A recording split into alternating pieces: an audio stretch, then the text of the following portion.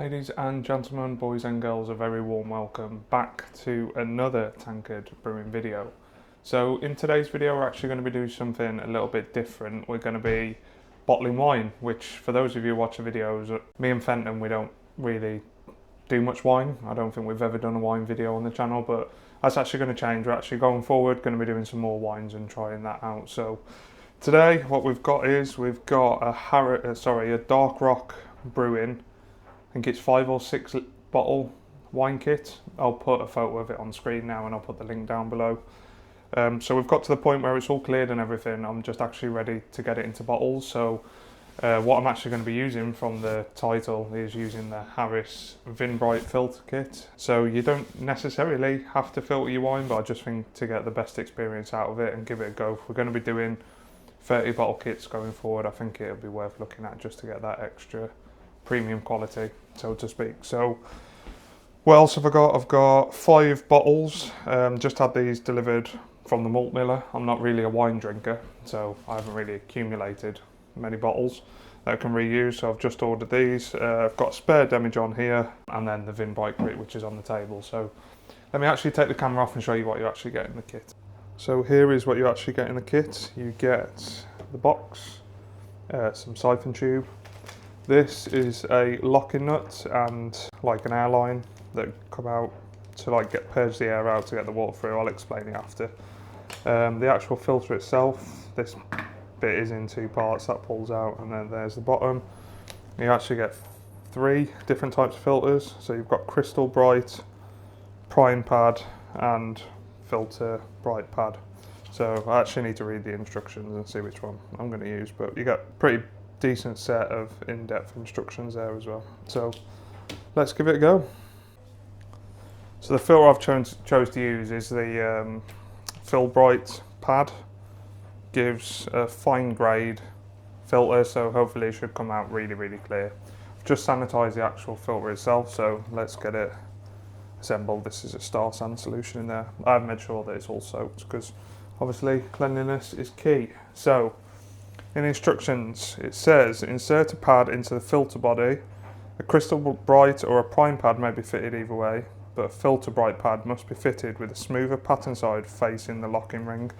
So I don't know how well you're going to be able to see that, but you can see that and that. This is actually the smoother side. This side's a lot more bumpy and rougher, so we'll go that way in.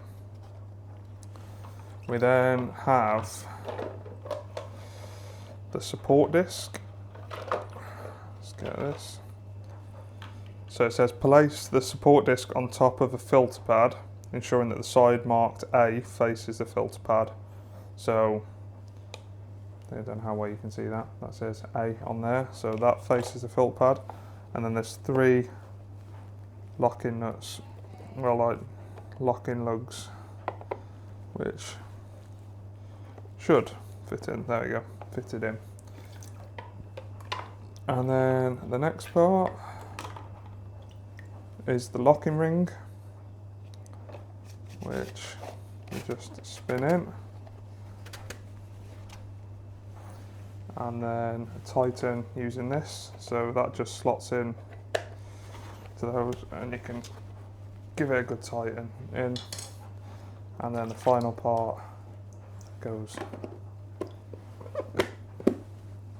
in like that. The tumble dryer is on in the background. Hope you can't hear it too bad, but gotta get the washing done. So that is what your filter looks like when it's ready. So the next part of the process is we actually need to filter the pad. I think that's so it absorbs water, so it's more thicker, so we can filter more, but also to clear any debris out from the pad. What you do is you actually get a siphon tube with a siphon clip, which goes on here, well, siphon stopper. Don't know the technical term. And you also get this vent tube, which is on the fill pad. It says 1 litre of water. I've got a full demijohn, I didn't need to fill it up that much, but what I have is a measuring jug underneath so I can measure 1 litre when we get to it. So we'll get the siphon started here. Just give it a suck and stop it. And then we are going to place that on the filter and open the tube. So what that is doing now, that's now filling the filter with water. What we're looking for is the liquids come up the vent tube and then close the vent tube, and then what that will do, it will force the water through the filter. So you can see the water's coming up now, and if we just close that, let me get the camera and I'll show you. You can see that is now filtering through.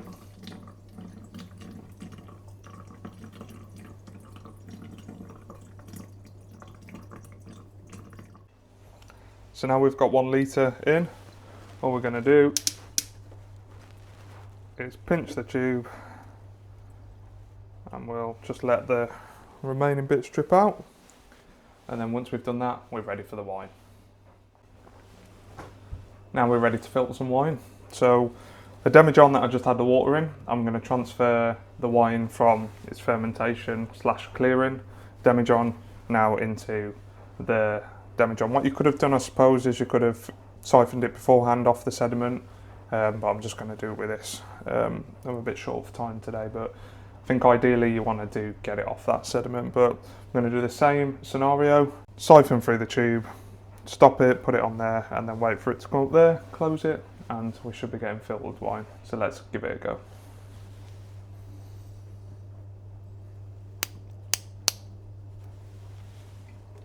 I did actually just get a little sample, it's actually quite nice.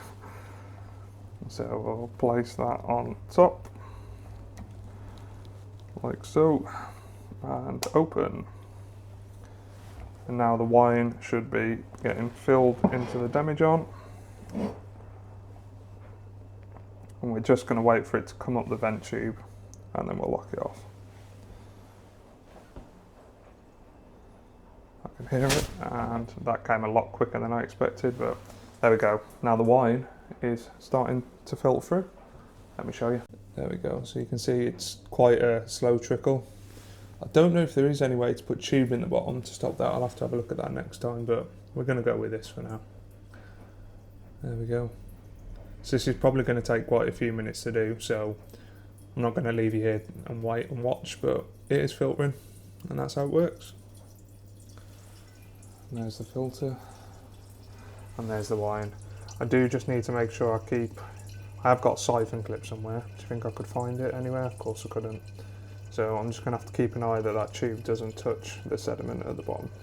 So there we have it, it's all done. That probably did take about 10-15 minutes to do.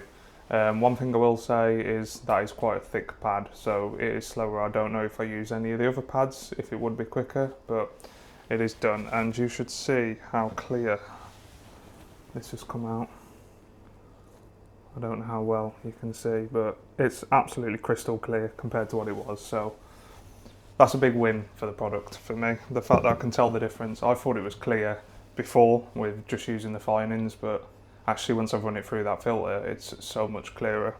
So the next stage is we're going to get it into bottles. I've got wine bottles here which are currently full of star sand, so I'm going to get them emptied, get them in the sink, and then we'll go through the actual bottling process and how I do it. So we're ready to bottle now. What I've done is I've put my 5 bottles in the sink.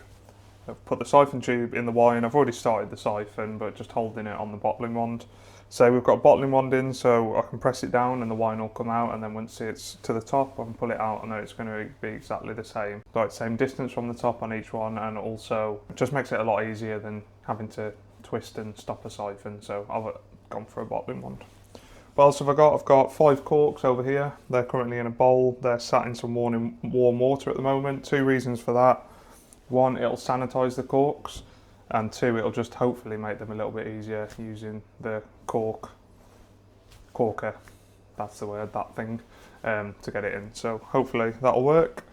And then finally I've got some nice wax seals to go on top. So I believe you hold these over the kettle with the steam coming out, and they just shrink around the neck of the bottle. Hopefully we'll try that, see how we get on. But shall we get some bottled?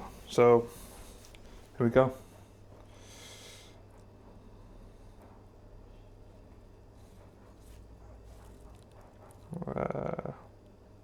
That didn't work. Now it's working. Tell a lie, it was just being a little bit slow. But so what that's doing is I'm pressing that down, and it's pushing the wine from the demijohn into the wine bottle. As soon as this gets to the top, I'll stop it and pull it out. Hopefully, you probably can't see that very well, but I can assure you it's happening. So there's the first one, there's the top. If I pull that out, it's perfect. And into the next one. Don't know how many bottles I'm going to get out of this. I'm hoping 5, but if I get 4, I'm happy. It was only a small batch just to see how we get on with wine and if it's possible to do. Because you know what me and Fenton can be like.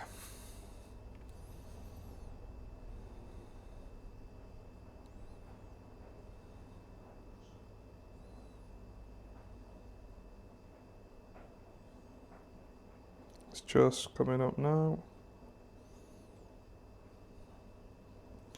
So there's the first 2 bottles done. I'm not going to record the other 3 because it'll be very boring footage, but I'll come back to you when they're done. So that's all bottles filled. I did actually get 5 bottles and this little bit left over, but I don't know how well you can see how clear that is. It's like immaculate. So big shout out to the filter, it's done a cracking job. I'm just going to have a little taste of this.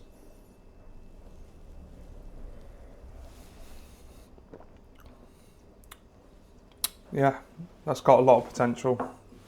It's very alcoholic, it obviously needs time, but I think we're on to a winner there. So now corks. We can see how well or how bad this will go. So I've got a cork. I've got my cork here, so we'll place that in there like so.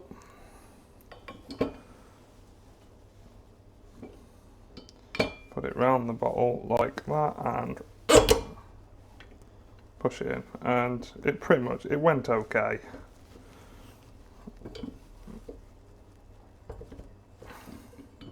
There we go. So there's a little bit sticking out the top, but that went a lot better than I expected. See if we can get a better one next time. If anyone knows how to stop that, then let me know. So I'll put it on the wine and push it all the way down. And that one's gone in really well. There we go.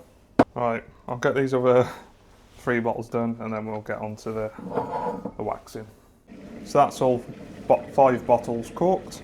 So what I've done is I've just put one of these over the end and then I'm just going to hold the kettle down. And hopefully you can see that.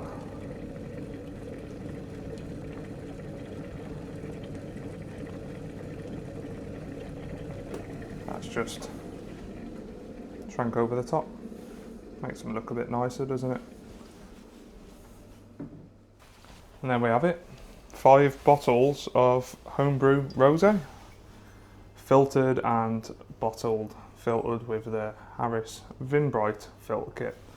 Let me know your thoughts. Let me know if you've used one. If you've come to this video to see how you use it, then let me know how you get on. Hopefully I did explain how to use it well enough. Got quite a few more different wines to do today, so I'm going to crack on with those and get those done, but I think these have turned out really nice. I'm really happy with it. It tastes nice, but you can see, as I've shown you before, how clear that has come out, so I'm dead impressed with that. To all of you thinking out there that rosé should be in clear bottles, I know it should. Well, I think it should be in clear bottles whenever I've seen it in the shop, but I think the majority that me and Fenton are going to be brewing is dark wines, red wines, etc. So we went with the green bottles, just so we could purchase them and then reuse them. But yeah, so let me know what you think. If you have any questions or any feedback on the filter or better ways to bottle, then please let me know. If you are new here and you've made it all the way through the video, thank you very much. Please like, comment and subscribe. There's plenty of videos on the channel of us brewing beer. We're just 2 lads who like to enjoy beer and have a go at brewing it and seeing what we can turn out with. So thank you very much for watching. Cheers.